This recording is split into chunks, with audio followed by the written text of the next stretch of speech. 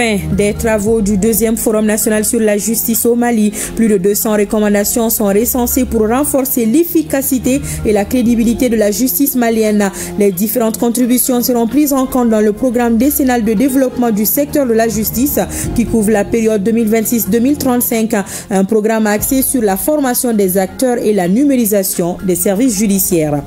Rideau sur les activités de la 30e édition du mois de la solidarité et de la lutte contre l'exclusion. La cérémonie de clôture a été marquée par la remise d'une importante quantité de vivres et de non-vivres aux couches nécessiteuses. La valeur de la donation est estimée à plus de 370 millions de francs CFA, un geste de bienfaisance salué par les bénéficiaires.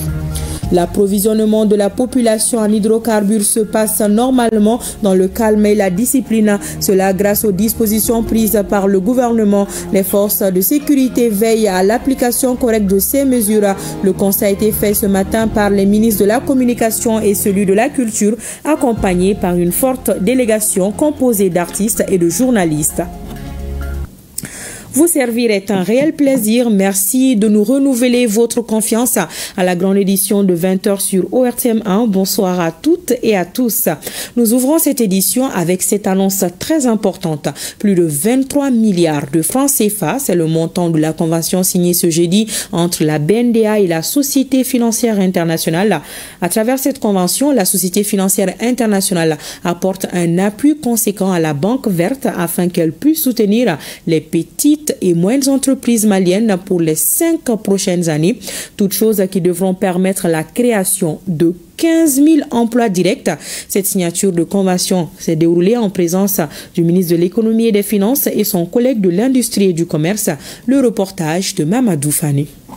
La Banque nationale de développement agricole, BNDA, franchit un nouveau cap dans le secteur bancaire au Mali. Elle vient de signer une convention de financement avec la Société financière internationale, groupe de la Banque mondiale, pour un montant de plus de 23 milliards de francs CFA. Cette ligne de crédit permettra à la BNDA de mettre à la disposition des petites et moyennes entreprises dirigées par des femmes des financements agricoles et générer entre 8 000 et près de 15 000 emplois directs. La signature de cette convention va ainsi accroître de près de 90% le portefeuille de la Banque verte. Cette signature symbolise la reconnaissance de la solidité, du professionnalisme et du potentiel de transformation de notre institution. À travers cette convention, la BNDA et la SFI unissent leurs efforts pour accroître l'accès au financement des chaînes de valeur agricoles, soutenir les petites et moyennes entreprises et pour promouvoir les investissements verts. C'est la deuxième opération qu'on fait avec une banque de développement agricole en Afrique depuis 2006. Dans notre métier, le filtre principal, c'est vraiment la transparence et la gouvernance d'une institution financière et deuxièmement, la capacité de management. Et j'étais vraiment impressionné par d'abord la qualité et la compétence, mais surtout la transparence. Et pour nous, ce n'est pas un investissement, c'est vraiment un partenariat entre la SFI et la BNDA. Et la présence des autorités montre l'importance à cette opération. Et donc, je considère ça comme un engagement important entre la SFI et le Mali. La BNDA est la deuxième banque agricole et étatique en Afrique à bénéficier de ce type de financement après la Banque agricole du Burkina, ce qui témoigne de la confiance placée à l'économie malienne. La BNDA est un exemple de réussite, non seulement par la qualité des cadres, par la qualité de la gouvernance, par les résultats atteints, et par d'ailleurs la qualité des administrateurs et des actionnaires qu'elle a eus. C'est ce qui a fait aujourd'hui que la SFI n'a pas hésité à accompagner une banque d'État, parce que la Société financière internationale intervient essentiellement dans le secteur privé, et s'ils n'ont pas hésité à signer cet accord aujourd'hui, ça veut dire qu'ils font confiance effectivement à cette gouvernance. La BNDA a toujours été une banque agricole, la BNDA a financé les intrants agricoles, la BNDA a veillé pendant tout son parcours à ce que tous les crédits que nous octroyons puissent en tout cas permettre de conserver l'environnement et d'assurer le développement durable. Et en 1981, La BNDA est une institution financière de référence au Mali avec plus de 432 milliards de francs CFA injectés dans l'économie. Avec cette convention, la BNDA continuera de boxer dans tous les secteurs de la vie au Mali au-delà du monde rural. 218, c'est le nombre de recommandations qu'on retient du deuxième forum national sur la justice au Mali, dont les travaux se sont achevés hier à Bamako. Les différentes propositions devront enrichir le programme décennal de développement du secteur de la justice couvrant la période 2026-2035. Ce programme prévoit la formation continue des acteurs, la numérisation des services judiciaires et l'accès équitable des Maliens à la justice. La cérémonie de clôture était présidée par le ministre de la Justice et des droits de l'homme, garde des Sceaux, le reportage de Mamadou Fani. Les mots qui assaillent la justice malienne ont été passés en revue lors de ce forum national sur la justice. Plus de 26 ans après la première édition de ce forum, acteurs et experts de la justice se sont retrouvés pour la deuxième fois pour réfléchir sur une justice efficace, transparente et accessible au service du citoyen et de la nation. Au terme de ces 2 jours de travaux, 218 recommandations ont été formulées par les participants. Des recommandations qui pourront redynamiser la justice malienne. Je me réjouis de constater qu'après 2 journées de dur et exaltant labeur, les objectifs du présent forum ont été largement atteints. Ensemble, nous venons ainsi d'écrire une des pages les plus glorieuses de l'histoire de notre pays qui sort de ce forum avec des recommandations aussi importantes que pertinentes les unes que les autres, dont la mise en œuvre permettra à coup sûr de parachever la nouvelle justice en cours d'édification dans l'optique d'offrir à nos concitoyens un service public de justice moderne, plus accessible, plus efficace et plus intègre, de manière à renforcer davantage leur confiance en l'institution judiciaire. Ce forum est l'aboutissement d'un processus entamé en 2023 avec l'organisation des États généraux des ordres professionnels du secteur de la justice grâce à l'initiative des autorités de la transition. Au moment où nous procédons à la clôture des travaux de ce forum historique, il m'est un agréable devoir de vous adresser au nom du président de la transition, chef de l'État, président du Conseil supérieur de la magistrature, du Premier ministre, chef du gouvernement, et à mon nom propre, les sincères remerciements et félicitations pour les brillantes conclusions auxquelles vous êtes parvenus. Ce forum aura tenu toutes ses promesses grâce à l'engagement, la détermination, la disponibilité, l'abnégation, la ténacité et le patriotisme dont vous avez fait montre, chacun à son niveau et à sa manière, depuis les rencontres préparatoires jusqu'à la présente cérémonie de clôture, en passant par les états généraux des ordres professionnels de la justice et les concertations régionales dans les 3 ressorts des cours d'appel de Bamako, de Caille et de Mopti, ayant fort heureusement concerné les 19 régions du pays et les districts de Bamako. Le ministre de la Justice a ainsi rassuré que son département mettra tout en œuvre pour la mise en œuvre de ces recommandations. Il a salué l'engagement de toute la famille judiciaire pour la réussite de ce forum. Et parmi les actions inscrites dans le programme décennal de développement du secteur de la justice, le recrutement. Et c'est à ce titre que le ministre de la Justice et des droits de l'homme, garde des Sceaux, a donné ce matin le coup d'envoi du concours de recrutement des auditeurs de justice. Ils sont 7634 candidats pour 200 places à pourvoir. Le garde des Sceaux a insisté sur le respect des consignes pour garantir la crédibilité et l'intégrité du concours. Le reportage de Batraouri.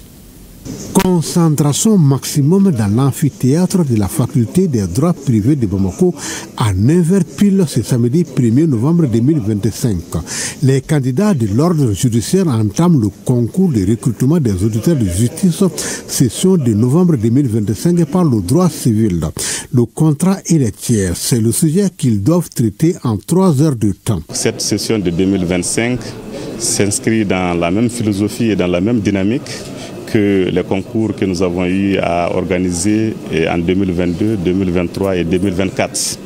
C'est toujours sous le sceau de la transparence, le signe de l'objectivité, donc tel qu'est prescrit par le président de la transition, chef de l'État, le général d'armée Assimi Goïta, que nous remercions pour nous avoir permis de rattraper les quotas qui étaient prévus pour la loi d'orientation et de programmation du secteur de la justice, mais aussi de projeter d'autres recrutements non seulement pour les auditeurs de justice, un effectif de 140, mais aussi les surveillants de prison, bientôt, pour un effectif de 200 agents que nous allons recruter. Donc, il nous a instruit de faire en sorte que tous les concours soient organisés dans la transparence la plus totale et que l'objectivité et les mérites soient les maîtres mots pour départager les candidats. Les futurs auditeurs de justice sont répartis en 2 catégories, l'ordre judiciaire et l'ordre administratif, et toutes les dispositions sont prises pour le bon déroulement des épreuves. Nous avons instruit aux surveillants d'être très rigoureux dans la surveillance afin qu'il n'y ait pas de fraude, d'être aussi très rigoureux sur l'identité des candidats, sur la ponctualité, pour éviter que certains puissent vraiment passer par des petits moyens pour pouvoir passer. La correction, elle aussi, sera très rigoureuse, donc comme cela l'a toujours été, afin que nous puissions sélectionner les meilleurs. Et pour son renouveau, la justice a besoin de ressources humaines de qualité. Nous leur avons demandé de compter sur eux-mêmes, sur leurs propres ressources et de ne pas essayer de tricher. Selon la commission d'organisation du concours, 7634 candidats sont inscrits pour près de 200 places disponibles. Bonne chance aux candidats. Je vous l'annonçais dans les titres. Les activités de la 30e édition du mois de la solidarité et de la lutte contre l'exclusion se sont achevées en beauté ce vendredi à Bamako. La cérémonie de clôture a été marquée par la remise d'une importante quantité de vivres et de non-vivres d'une valeur de près de 375 millions de francs CFA. La cérémonie de clôture a enregistré la présence de plusieurs membres du gouvernement, du conseil spécial du président de la transition chargé des œuvres sociales, des membres du CNT et des parrains du mois, les temps forts avec Koumba Sissé et Al-Kaou Traoré. Durant tout un mois, les actions de solidarité se sont multipliées à travers le pays. Les personnes âgées, les handicapés, les déplacés, les victimes d'inondations sont entre autres bénéficiaires des vivres et des non-vivres. Pendant cette 30e édition, de nombreuses actions ont marqué l'élan de solidarité des plus hautes autorités de notre pays. Je voudrais noter entre autres la visite au doyen du district de Bamako par le chef de l'État président de la transition, suivi de celle du Premier ministre, des présidents des institutions de la République du Mali et des gouverneurs de région aux personnes les plus âgées dans les communes du district de Bamako et dans les régions. Les œuvres sociales du président de la transition qui ont concerné toutes les régions du Mali. Des distributions de kits scolaires aux enfants, de parents démunis et des déplacés internes. L'organisation des journées de consultation gratuites pour les personnes de 3e âge à Bamako, Kalabankoro, Bla, Toubakoura, Kadjolo, Sélengué et le district de Bamako.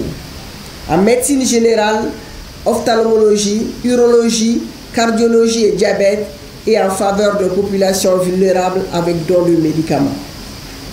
Le parrainage des enfants issus de familles à revenus modestes.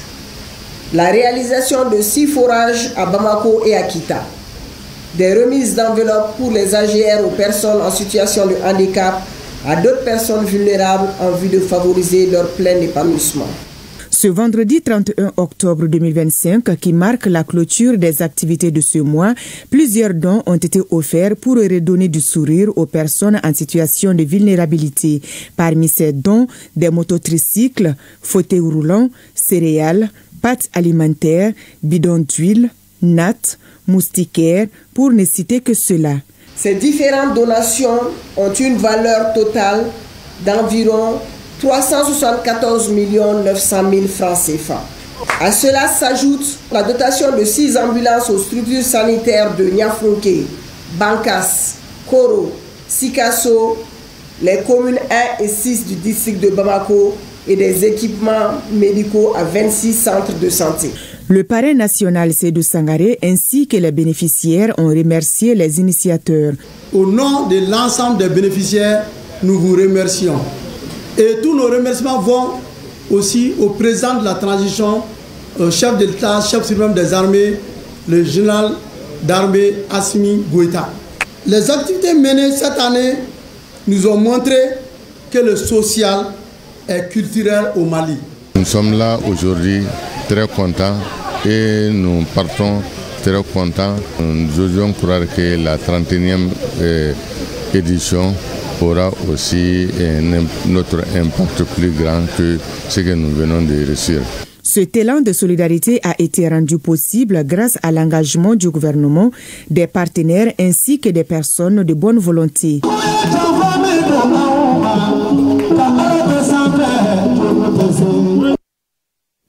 Et pendant ce mois, aucune couche n'a été oubliée. Le ministre en charge des sports, en compagnie de sa collègue en charge de la santé, ont rendu visite au mouvement sportif.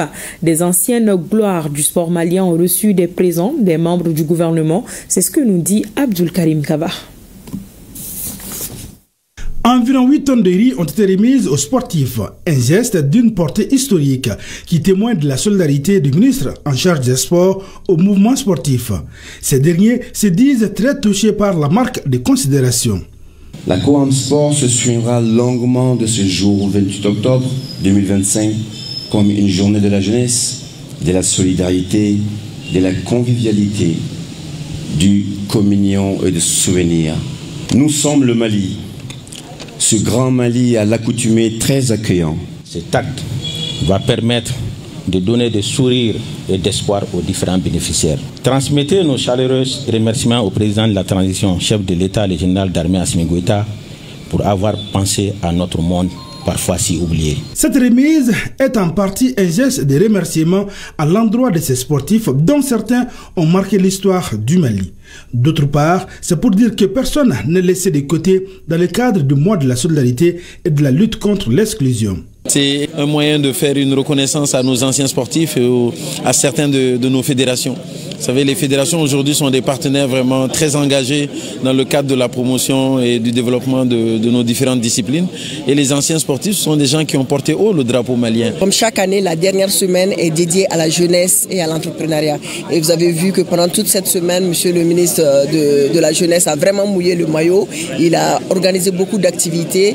Et aujourd'hui, pour les anciens sportifs, c'est un signal fort. L'esprit de partage, d'unité et de soutien constitue un levier important dans le domaine du sport et cette remise en est un exemple.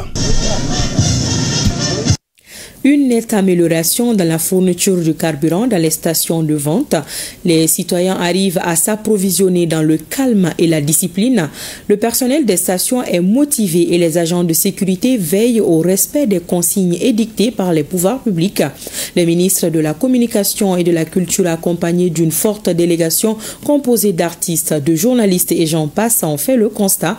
Et c'est la station Shell assise à l'ACI 2000 sur l'avenue Kwame Nkrumah qui a été choisie pour cette visite, une visite suivie par Alousseni Touré.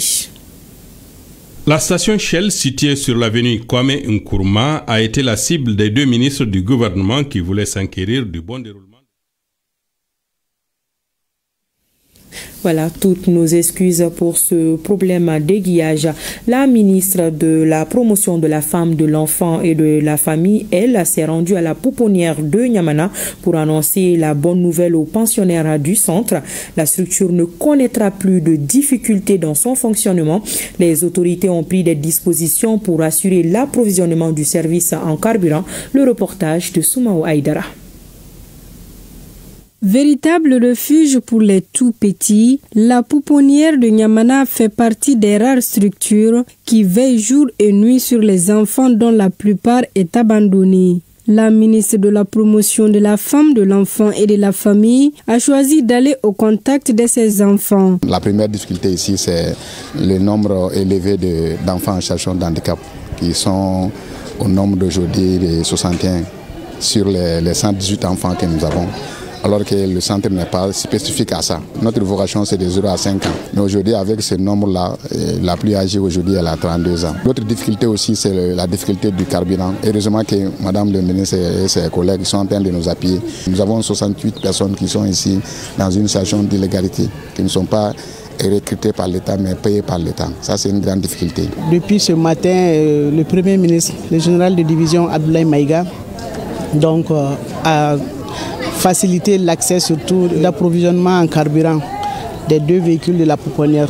Donc depuis qu'il a pris connaissance de cette situation, donc il a pris les dispositions nécessaires rapidement. Je viens pour m'enquérir des conditions dans lesquelles le personnel travaille actuellement, donc de voir ensemble qu'est-ce qui peut être fait dans ce contexte actuel. Mais au-delà du constat, un fait émouvant a marqué la visiteuse. Une femme a accouché sur le pont des Martyrs. Touchée par cette histoire incroyable, la ministre s'est rendue dans la famille Koné pour rencontrer la jeune maman Bintou Koné et son enfant se portent bien. Elles ont été assistées dans cette épreuve par une dame de passage. Cette dernière a également reçu les félicitations de la ministre. Je me rendais chez ma mère. À ma grande surprise, j'ai vu une femme sur le point d'accoucher sur le pont. Je suis descendue de la moto, je l'ai allongée sur mon écharpe et j'ai commencé à arrêter les passants. Heureusement, la première personne était docteur. Je remercie la ministre pour cet honneur et j'appelle toutes les dames à aider leurs prochains.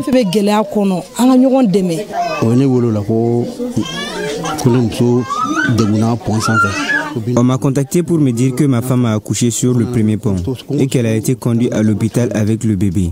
Quand je suis arrivé, les deux se portaient bien. L'enfant s'appelle Mohamed. C'est le nom du mari de la dame qui nous a aidés. Nous sommes venus témoigner, comme je l'ai dit, l'attachement et puis la considération que les plus hautes autorités accordent à la population. Donc en amenant, on a décerné une attestation de reconnaissance, de mérite à Mme Traoré, donc pour faire connaître aux autres dames, aux autres Maliennes, donc que nous soyons plus solidaires les unes envers les autres, d'être solidaires dans tous les sens, surtout dans ce contexte actuel. Et je remercie la population encore pour la résilience pendant cette période de crise de carburant. Entre compassion et engagement, ces deux visites ont mis en lumière à la fois les défis des structures sociales et la force de solidarité qui unit les Maliens dans les moments les plus inattendus. Et je le disais tantôt, une nette amélioration dans la fourniture du carburant dans les stations de vente. Les citoyens arrivent à s'approvisionner dans le calme et la discipline. Le personnel des stations est motivé et les agents de sécurité veillent au respect des consignes édictées par les pouvoirs publics. Les ministres de la Communication et de la Culture, accompagnés d'une forte délégation composée d'artistes et de journalistes et bien d'autres, ont fait le constat. Et c'est la station Shell assise à l'ACU 2000 sur l'avenue Kwame Nkrumah qui a été choisi pour cette visite, une visite suivie par Alousseni Touri. La station Shell, située sur l'avenue Kwame Nkrumah, a été la cible des deux ministres du gouvernement qui voulaient s'enquérir du bon déroulement des opérations de vente des hydrocarbures. Ici, les files ne sont pas longues et les clients font preuve de discipline sous l'œil vigilant des forces de police déployées sur les lieux. Ce sont donc des ministres très satisfaits qui rassurent les populations sur les enjeux de cette crise et la nécessité de résilience de la part de tous. Mon constat, c'est que l'affluence a beaucoup diminué et on constate aussi que c'est de mieux en mieux organisé. Donc je vais vraiment féliciter ici les jeunes, les populations maliennes pour leur esprit civisme. Et féliciter aussi les forces de sécurité qui vraiment s'y mettent à maintenir l'ordre. Et féliciter aussi le Conseil national des jeunes et l'ensemble des travailleurs des stations ici. Donc nous avons vu que la station a été ravitaillée hier soir et aujourd'hui ces choses se passent, le ravitaillement se passe correctement. Et donc je suis venu avec mon collègue apporter le soutien du gouvernement. Le gouvernement est très conscient de tous les déboires que cela cause aux populations, dans les familles, dans les entreprises, sur les lieux de travail, dans la fourniture des services sociaux de base.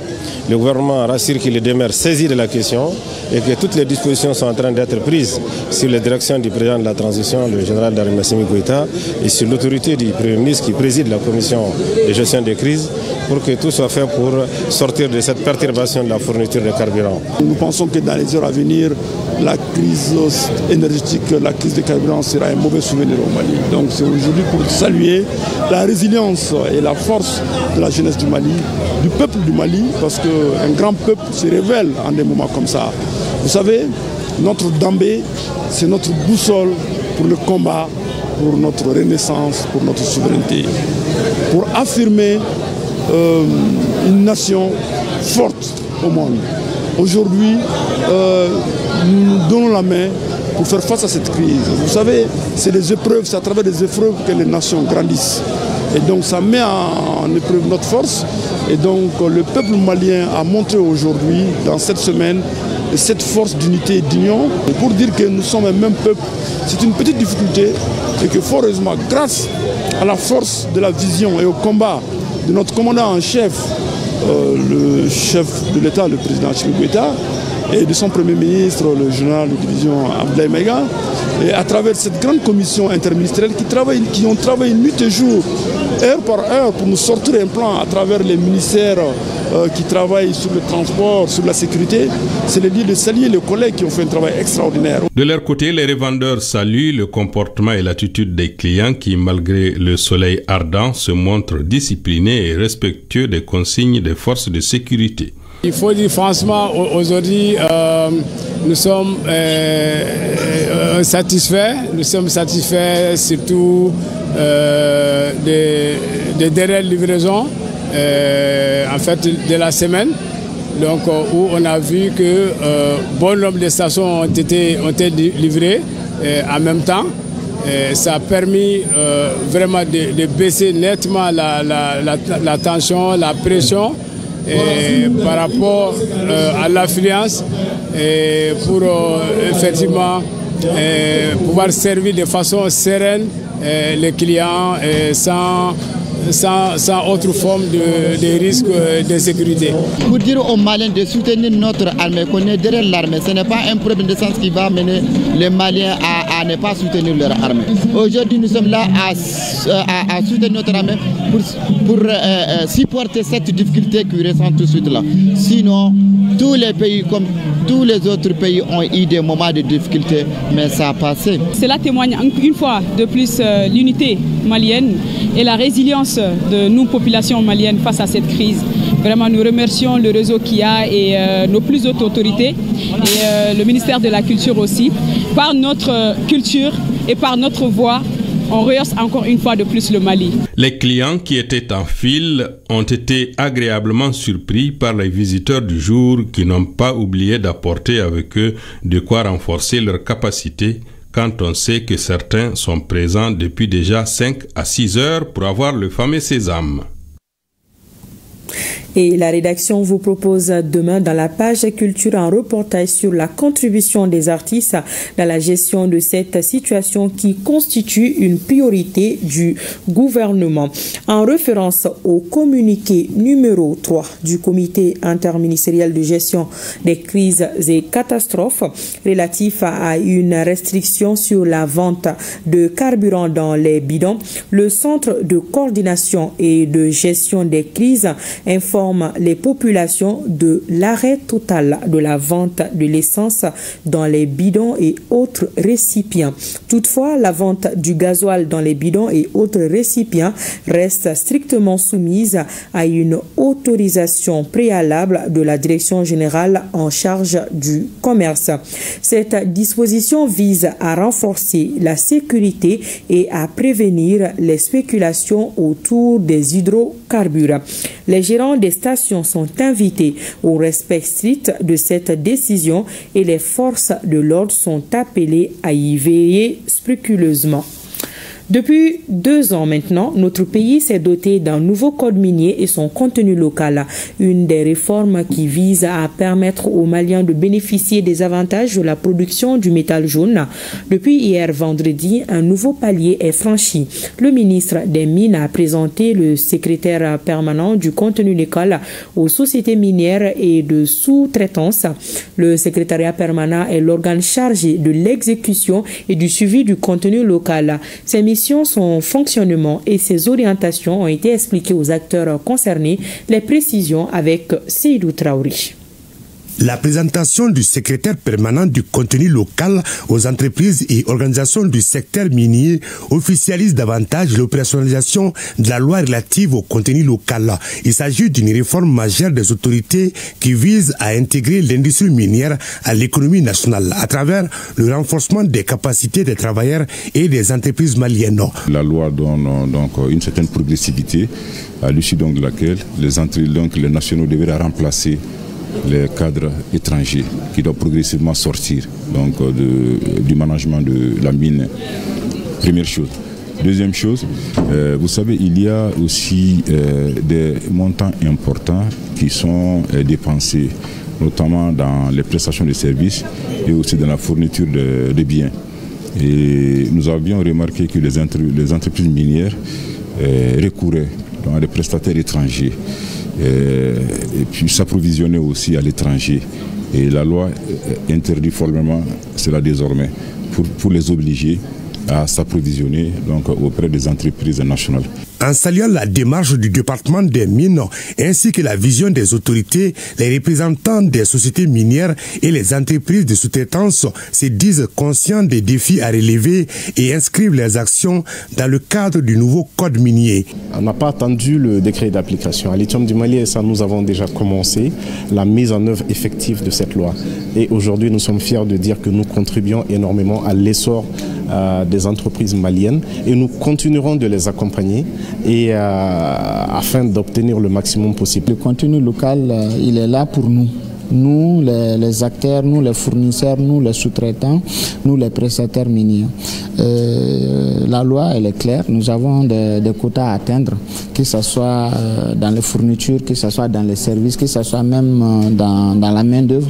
Et nous sommes conscients de l'enjeu. Le secrétariat permanent du contenu local présenté aux sociétés minières et entreprises de sous-traitance est chargé de la réception, du traitement et de l'approbation des plans de contenu local soumis par les opérateurs miniers. Il assurera également le suivi des indicateurs de performance et de la gestion des programmes de recrutement et de formation des travailleurs locaux.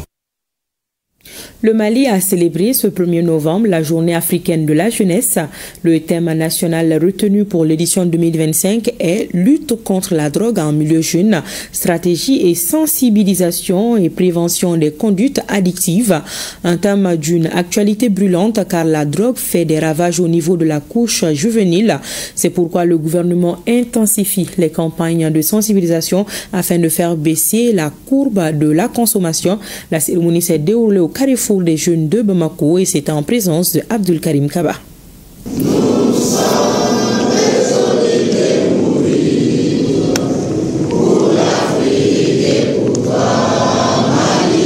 Oui, les jeunes sont résolument engagés à lutter contre la drogue.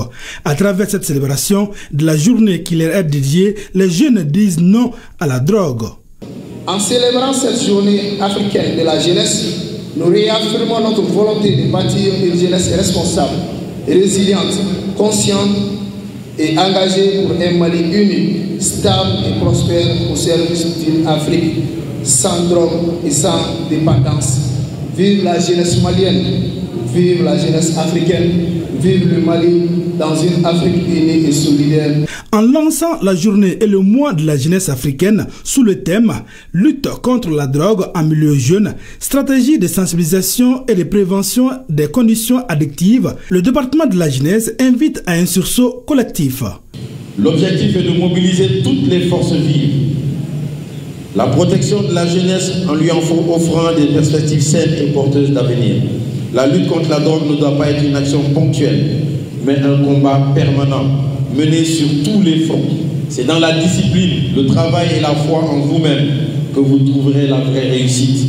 Le Mali compte sur vous, le peuple laïès compte sur vous. Notre pays et ceux du Sahel ont besoin d'une jeunesse consciente, responsable et patriote, capable de bâtir la paix, la prospérité et la cohésion sociale. Ainsi, tout au long du mois, des panels et des séances de sensibilisation seront animés, notamment sur le rôle des associations de jeunesse dans la lutte contre la consommation des drogues et la drogue en milieu sportif, les conséquences sur la performance des athlètes. Nous restons dans l'agenda du ministre de la Jeunesse et des Sports chargé de l'instruction civique et de la construction citoyenne. Abdul Kassim Brahim Fomba a présidé hier la cérémonie de lancement du projet de développement durable et de citoyenneté active. Le projet vise à sensibiliser et à renforcer les capacités des communautés locales sur la protection de l'environnement et la citoyenneté active. Cette initiative bénéficie de l'appui financier du Fonds d'appui au moteur de changement FAMOC et s'étend sur une année.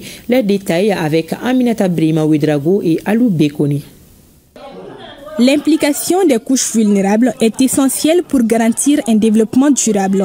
Telle est la conviction du consortium FAV. Appuyé par le Fonds d'appui aux moteurs de changement, il se donne comme mission d'amener celle-ci à s'impliquer davantage. Et le projet de développement durable et citoyenneté active est le chemin choisi pour mener à ces ports. C'est un projet qui vise à outiller les communautés, notamment les couches les plus marginalisées, les jeunes et les femmes, afin qu'ils soient des acteurs, des moteurs de changement au sein de leur société.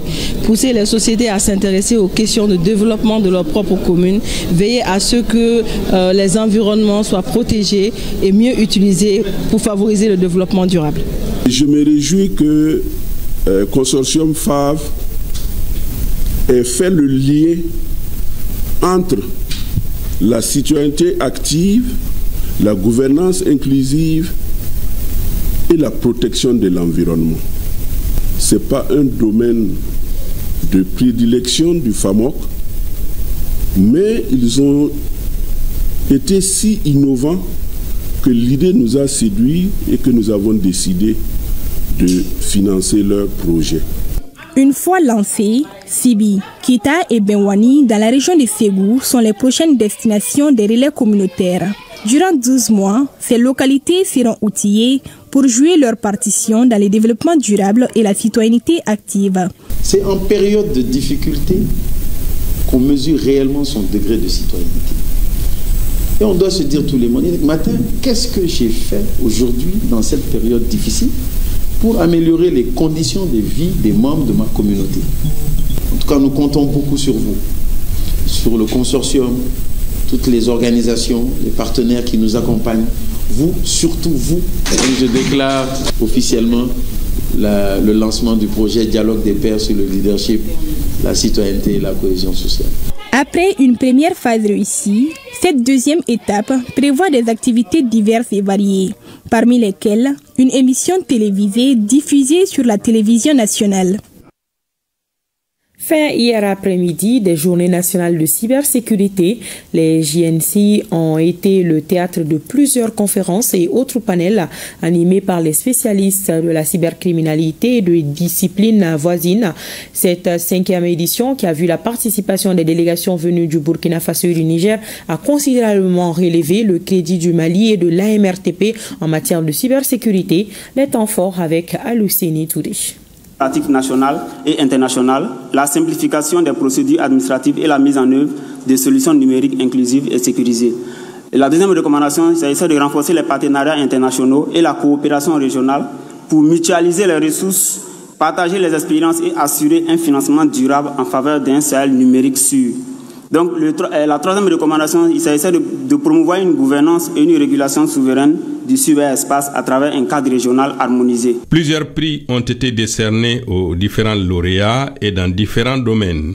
Ils vont de 2 millions à 3 millions de francs CFA. La cybersécurité demeure de nos jours indispensable dans nos pays. Au Mali, le CERT est le bras séculier de l'État dans ce domaine. Nous avons quelques missions qui nous sont assignées, qui est vraiment la coordination de tout ce qui est réponse aux incidents informatiques sur le territoire malien. On contribue aussi à la lutte contre la cybercriminalité. On participe aussi à la sensibilisation de nos paisibles citoyens.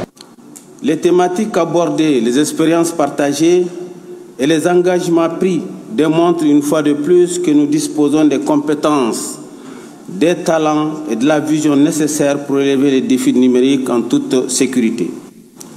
Je salue particulièrement la participation active des jeunes, des femmes, des experts de l'administration publique, des forces de défense et de sécurité, du secteur privé ainsi que nos partenaires techniques et institutionnels. Votre mobilisation a donné tout son sens à cette édition placée sous le signe de la responsabilité partagée. La cybersécurité n'est plus une option, elle est devenue une exigence nationale. C'est pourquoi notre ministère, à travers la MRTP et l'ensemble des acteurs du secteur, poursuivra ses efforts en vue de faire adopter et mettre en œuvre la stratégie nationale de cybersécurité, de renforcer la capacité opérationnelle des structures nationales de veille, de prévention et de réaction. Les 5e journée nationale de cybersécurité ont vécu vivement les 6e dans un cyberespace malien et sous-régional sûr et sécurisé. Depuis un certain moment, le site web de l'ERTM a fait l'objet d'attaques par des pirates en associant les images de certaines présentatrices à des fins publicitaires. La dernière en date est cette prétendue vidéo sur la vente des médicaments contre le traitement de certaines maladies de la part du professeur Abdoulaye Djimde. Ces propos et images sont générés par l'intelligence artificielle. Le professeur Abdoulaye Djimde condamne fermement ce genre de manipulation et l'ERTM se réserve le droit de poursuivre les auteurs de cette manipulation. Direction Ouzbékistan pour parler de la conférence générale de l'UNESCO qui se déroule présentement à Samarkand. Les déclarations de politique générale des États membres se poursuivent. Celle du Mali attendue ce lundi. Les différentes commissions sont également à pied d'œuvre. La délégation malienne prend part activement à l'ensemble des travaux. Le ton avait déjà été donné ici à Bamako à la faveur d'un atelier préparatoire. C'est ce qu'affirme le professeur Diallo Kadjameiga. Elle est la présidente de la Commission nationale pour l'UNESCO et l'ICESCO. Elle répond aux questions de nos envoyés spéciaux Yaya Konate et Abdul Salam Bambara.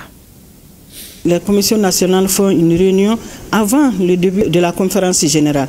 Au cours de cette réunion des commissions nationales, nous partageons nos expériences, nous soulignons les problèmes que chaque pays a et on essaie de trouver des solutions à ces différents problèmes. En même temps, nous partageons les expériences que nous avons dans le travail par rapport à l'UNESCO. Nous avons assisté à l'ouverture de la conférence générale.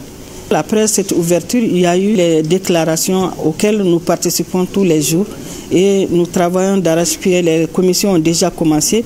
La commission éducation a commencé le travail et la commission APX aussi a commencé le travail. Donc les autres commenceront à partir de lundi jusqu'à 2 semaines. Mais ce qui est primordial, c'est que le Mali va présenter sa déclaration de politique générale le 3 novembre. Parlez-nous de ce travail de commission, par exemple. Est-ce que ce sont des projets que vous soumettez à l'UNESCO? Ce n'est pas directement des projets, mais le Mali a des problèmes, par exemple, au niveau de l'éducation. Les problèmes qu'on a à l'éducation, on cherche à les résoudre.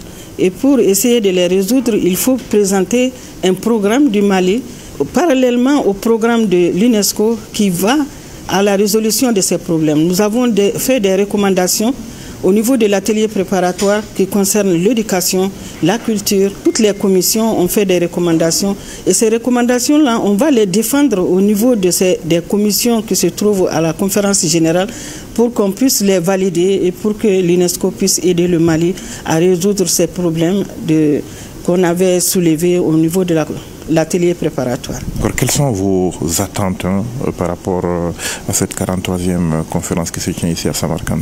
Nous solliciterons que nos recommandations effectuées lors de l'atelier préparatoire soient validées en général et concordent vraiment avec les attentes de l'UNESCO et que l'UNESCO aide vraiment notre pays à trouver des solutions dans ces recommandations-là. Vous êtes secrétaire général de la Commission nationale. Dites-nous quel est le rôle un peu de ces commissions dans nos pays. Les commissions nationales ont un rôle très important par rapport aux organisations internationales. Nous faisons l'interface entre le gouvernement malien et les organisations internationales comme l'UNESCO et l'ICESCO. Nous faisons aussi l'interface entre ces organisations-là et les ONG, la société civile. S'ils nous sollicitent pour des projets, on fait l'interface entre l'organisation et les ONG qui exécuteront ces projets-là.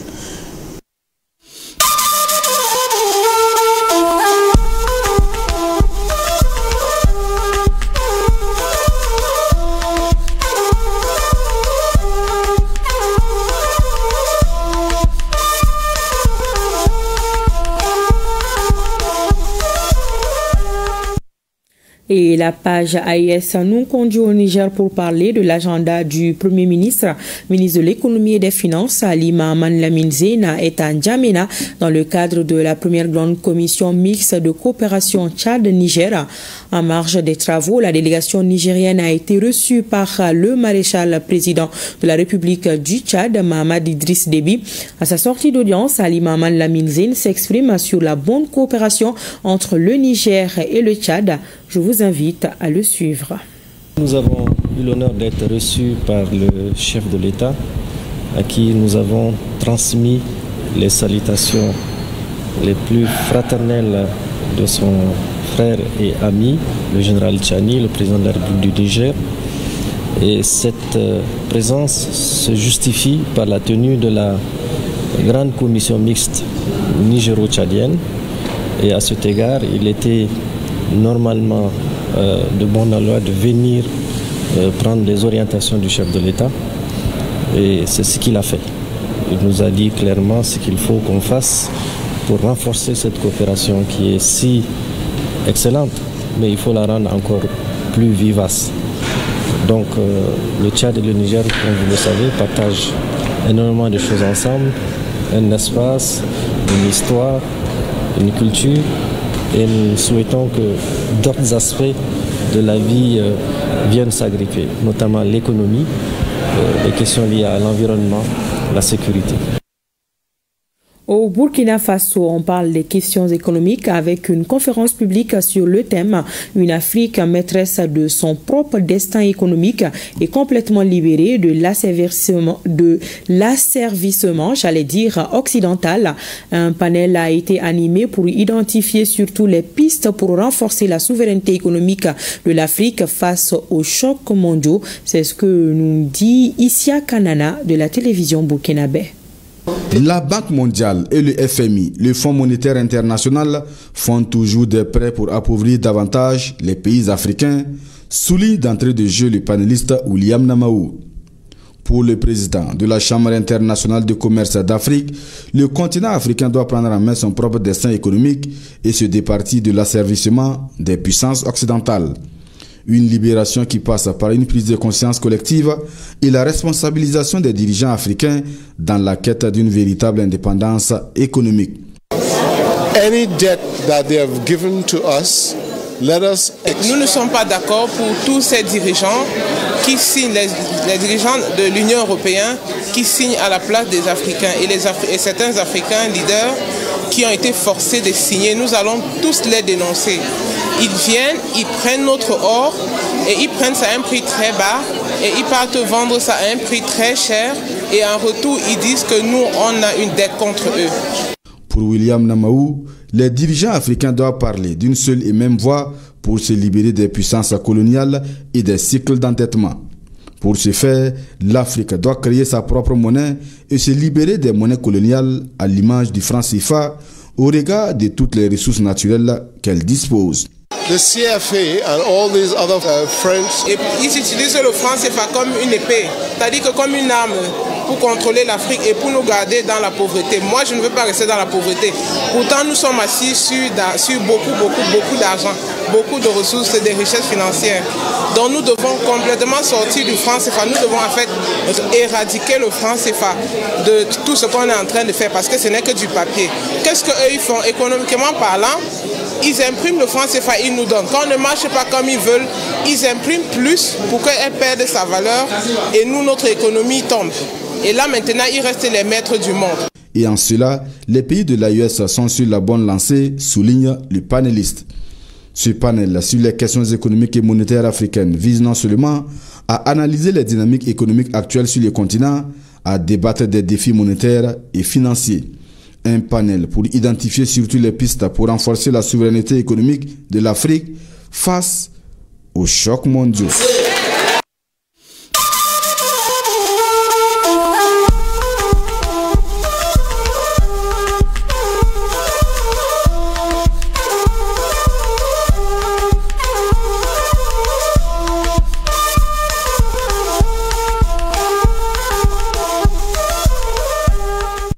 La première édition du Salon international des médias d'Afrique a pris fin ce jeudi à la Maison de la Presse de Dakar, un événement continental qui a enregistré plus de 3000 participants issus de 23 pays d'Afrique. Parmi les recommandations, la mise en place d'un projet de radio panafricaine et celui d'une série télévisée. Il faut rappeler que le Mali était le pays invité de cette édition. Le récit de nos envoyés spéciaux, Mohamed Kayantao et Siriki Balou. 3500 journalistes, producteurs et créateurs de contenu d'Afrique et du reste du monde se sont retrouvés à Dakar à la faveur du CIMA, Salon international des médias d'Afrique. Ils ont réfléchi à l'avenir des médias africains et à leur rôle essentiel pour construire un journalisme africain innovant, solidaire et tourné vers le futur. Cela à travers 14 panels. Les travaux ont été couronnés par des recommandations. Nous avons décidé de mettre en place un réseau fort, inclusif, représentatif des pays ici présents, mais ouvert à tous ceux qui nous rejoindront, pour concrétiser en projets et actions concrètes les recommandations, suggestions issues de nos échanges et de vos contributions en ligne. Parmi ces projets, le projet de radio panafricaine, le projet de série télévisée issu du masterclass sur les narratifs africains, avec l'implication de cinéastes et des acteurs et financiers de plusieurs pays africains. Pour marquer son attachement à cet esprit de confraternité et d'engagement, la délégation malienne a offert des tiwaras à 3 personnalités de la presse sénégalaise. Il s'agit de Martin Faye, ancien directeur général de Studio Tamani, du président du comité de pilotage du CIMA, Maktar Silla, et du directeur général de la maison de la presse, Sambou Biagui. Des membres de la délégation malienne ont également reçu des distinctions de la part de la partie sénégalaise. Cette participation a été l'occasion pour le Mali de clarifier un certain nombre de choses. Des discours de manipulation, les traitements de l'actualité nationale par des terroristes de l'information nous ont permis de nous faire comprendre et de montrer une autre image du pays. Ça a été l'occasion également de montrer qu'il y a une presse malienne plurielle et responsable, qui se bat au quotidien pour la liberté, pour la démocratie. Et ça nous a permis de montrer au reste du monde que le Mali est une terre de vieilles pratiques démocratiques et de vieilles pratiques médiatiques. Et nous avons réussi également à permettre aux organisations de défense des journalistes, notamment RSF, de comprendre qu'il y a d'autres dimensions en matière d'appréciation des libertés. Au cours des travaux du CIMA, les participants ont appris avec stupeur le rappel à Dieu de la mère du président de la maison de la presse du Mali. Une minute de silence a été observée à la mémoire de l'illustre disparu. En 3e région, les acteurs des filières lait et pommes de terre veulent stimuler l'investissement durable dans les filières agricoles porteuses et faciliter l'accès au financement pour une agriculture plus compétitive et durable. Ils étaient réunis à la faveur du Forum des investisseurs des 2 filières, un cadre de négociation directe entre institutions financières, producteurs et investisseurs initié dans le cadre de la mise en œuvre du programme PAFA 2. Le reportage de Moussokoro Sérimé et Souleymane Bamba. Zone à vocation agro-silvopastorale, la région de Sikassou occupe une place de choix dans l'économie agricole du Mali avec une production laitière de plus de 71 millions de litres par an, dont plus de 4 millions collectés par le réseau Fairlait et 350 000 tonnes pour la pomme de terre. Et ce rendez-vous des investisseurs de 2 filières est un pas décisif vers la souveraineté alimentaire du Mali et un véritable levier de transformation économique, inclusive et durable pour qui connaît les défis majeurs auxquels les acteurs sont confrontés en matière d'accès au financement. L'objectif général de ce forum est de créer un cadre dynamique et structuré de rencontres entre acteurs clés des filières lait et pommes de terre, institutions financières et investisseurs, afin de stimuler l'investissement durable et débloquer des financements concrets pour bâtir des partenariats solides et tracer la voie vers des modèles durables de croissance inclusive. Inspiré du modèle du Salon du financement de l'agriculture Finagri du réseau AgriVision Sahel, cet espace de concertation et de négociation est une initiative portée par le PAFA 2, programme d'appui aux filières agropastorales. Un programme financé par la coopération suisse et mis en œuvre par l'UXEDEV sous la maîtrise d'ouvrage de la collectivité région de Sikasso. L'avenir de nos filières dépend de notre capacité à unir nos forces autour d'une ambition commune, faire de Sikasso un modèle de développement agricole durable et inclusif au Mali. Ensemble, nous pouvons bâtir des chaînes de valeur solides, capables de réduire nos importations, d'accroître les revenus des acteurs des filières et de créer des emplois durables. La politique nationale de développement agricole fait de l'agriculture durable, de l'entrepreneuriat local et de la modernisation des filières agropastorales des axes prioritaires. À travers ce forum, nous devons bâtir un écosystème financier et technique qui permet à nos acteurs locaux d'accéder à des ressources adaptées, stables et équitables. Le Forum des investisseurs des filières pommes de terre et lait regroupe les acteurs au développement des régions de Sikasso, Bougouni et Koutchala. Il sera animé pendant 2 jours par des rencontres B2B, des panels et une exposition des produits dérivés des 2 filières et des équipements de transformation. Et c'est la fin de cette édition. Merci de votre attention. Pensée spéciale à nos femmes. Bonsoir.